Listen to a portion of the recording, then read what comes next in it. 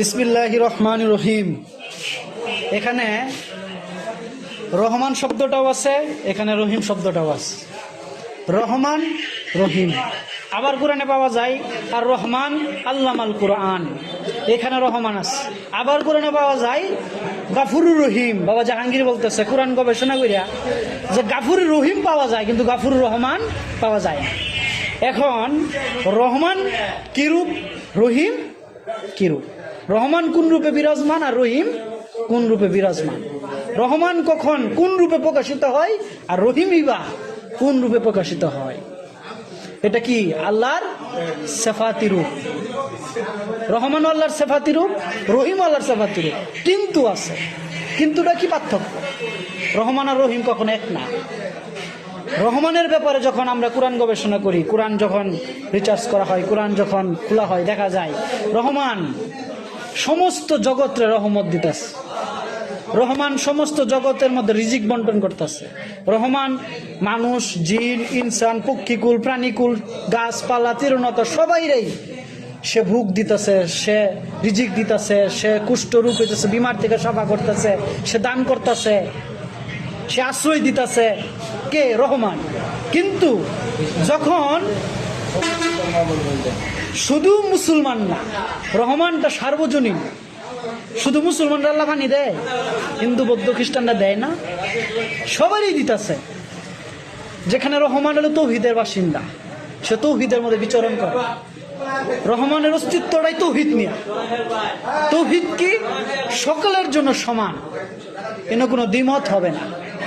এই সকলের জন্য ধনী, গরিব, লম্বা, খাটো, কালো, ফর্সা, হিন্দু, মুসলমান, বৌদ্ধ, খ্রিস্টান, শিখ, যে কোনো ধর্মের, যে কোনো গোত্রের যে কেউ হোক, বাঘ, সিংহ, হরিণ, গাছপালা, তৃণলতা, যাই কিছু হোক, সমুদ্রের গভীরে ক্ষুদ্র ক্ষুদ্র অনুপরমাণু পরিমাণও কোনো জীব থাকলে, ব্যাকটেরিয়া কোন, ভাইরাস কোন, তারও রিজিকের ফয়সালা রহমান করতেছেন না? যখনই রহিমের ভিতরে ঢুকবেন, রহমান থেকে সইরেই যখন আপনি রহিম নিয়ে গবেষণা করবেন, তখন দেখা যাইতেছে রহিম তো সবার জন্য না। রহমান সকলের জন্য সার্বজনীন, কিন্তু রহিম আইসা বলছে কি ভিআইপি। কিরকম ভিআইপি? রহমান ইনসানরে দেয়, রহমান নাচকে দেয়, রহমান জীব জানোয়ারকে দেয়, কিন্তু রহিম শুধু মুমিনকে দেয়। কি করে? ক্ষমা করে। সালিহিনরে ক্ষমা করে, মুত্তাকিরে ক্ষমা করে। কে করে? রহিম করে। এই রহিমের রূপটা কখন উদ্ভাসিত হবে? যখন একজন ইনসান আমানুষ স্তরে গিয়া নিজের ভিতরে ওই খান্নাসকে বিতাড়িত কইরা যখন সে মুমিন উন্নীত হবে, যখন সে নফসে মুতমাইনায় পৌঁছবে, তখন তার কাছে রহমান রূপ থেকে ওই রহমানের পর্দা সরে গিয়ে রহিমের পর্দায় সে রহিমকে দেখতে পারবে। যে রহমানকে জানতাম, রহমানকে জীবনভর দেখলাম এই রূপে, কিন্তু আজকে যখন সে তার সমস্ত হিংসা, অহংকার, কামনা, বাসনা, ইচ্ছা, আকাঙ্ক্ষা সব ত্যাগ করে দিচ্ছে, তখন তার সামনে আর রহমানের রূপ নাই। তার সামনে স্বয়ং রাব্বুল আলামিন রহিম রূপ ধরে দাঁড়ায় আছে। ওই রূপটা কি? রহিম।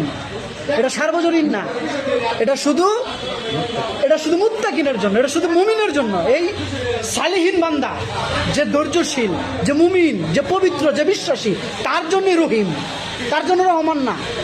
রহমান সার্বজনীন না, আপনারও করবো, আমিনও করবো, আমারও করবো। কিন্তু যখনই রহিমের কথা আইব, তখন ওই যে আপনি কোরআন খুলতেছেন, গাফুরুর রহমান পাইছেন? গাফুরুর রহমান নাই, গাফুরুর রহিম। কেন গাফুরুর রহিম? কারণ যে ক্ষমা করে সে তো রহিম। রহমান ক্ষমা করেন। রহমান কি করে? দান করে, আশ্রয় দেয়, দয়া করে, পালন করে, রিজিক দেয়। রহমান সে হিন্দুরও দিব, বৌদ্ধেরও দিব, যে ডাকতেছে তারও দিব, যে তারা ডাকতেছে না তারও দিব, যে তারা স্মরণ করতেছে তারও দিব, যে তারা স্মরণ করে না তারও দিব।